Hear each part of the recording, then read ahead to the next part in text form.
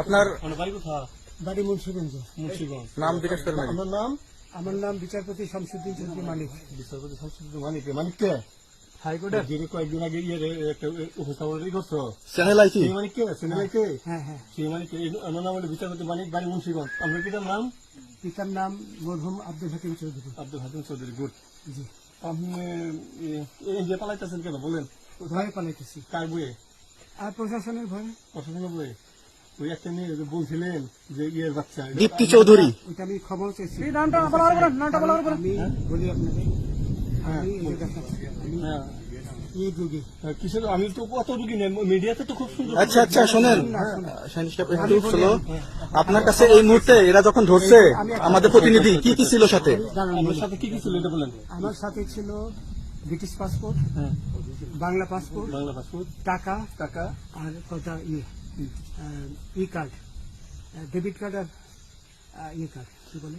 আমার ভিডিও করতেছে। আচ্ছা, কালকে যে টাকাগুলো ছিল, আজকে কোনো টাকা ছিল সাথে? আজকে ছিল না, আজকে যে কত 40 বাংলাগুলা। হ্যাঁ 40,000। 40 টাকা আজকে আজকে। হ্যাঁ আজকে যেটা কয় টাকা ছিল? দেখেনি এই দেখেন এই ওই দেখেন এই 40,000 টাকা ছিল। কালকে যে দুজন টাকা নিছে ওদের কাছে কত টাকা ছিল?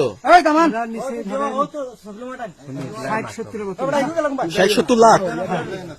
আচ্ছা 60-70 লাখ। আচ্ছা ওরা নিয়ে গেছে। নিয়ে গেছে। ওরা নিয়ে গেছে। নৌকালাও সাথে নিয়ে নিছে? হ্যাঁ। নৌকালা এবং ওই লোক দুজন সাথে একসাথে নিছে? না, ওই দুই ছোকরা নিয়েছে। নৌকালা কেউ আছে? হ্যাঁ রাজু না, কেউ ছিল না। আচ্ছা 60-70 লাখ। হ্যাঁ, ওনাদের ফোন নাম্বার আছে আপনার কাছে? জানা দিছে? কিছু নাই, আমার ফোন নাম্বার সব নিয়ে গেছে। বিচারপতি কাউন্টার দিবেন না, সত্য কথাটা বলেন। আপনি কত টাকা কন্ট্যাক্টে আসছেন? আমি 15,000 টাকা ওদের বলছিলাম, ওইটা আমি দিছি। কিন্তু পরে এই দুই ছেলে আমার মাইরা ধইরা সব টাকা নিয়ে গেছে। এই মাইকটা কোন জায়গায় মারছে ভাইয়া? বর্ডারে আনিয়ে মারছে না ভিতরে, তারের ভিতরে, ইন্ডিয়ার ভিতরে? ইন্ডিয়ার ভিতরে।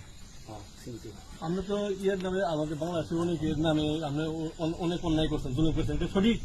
আমি জুলুম করি নাই। আমি আপনি আচ্ছা, এগুলো আইন প্রক্রিয়ায় চলবে, এগুলো আমরা কিছু কথা বলতে পারি না। চলেন ভাই, বিচারপতি হিসাবে রায় বহাল দিছি। আচ্ছা বাকিটা জিজ্ঞাসা করার আমাদের ঊর্ধ্বতন জিজ্ঞাসা করবে, আমরা যাই এখন। রসিদ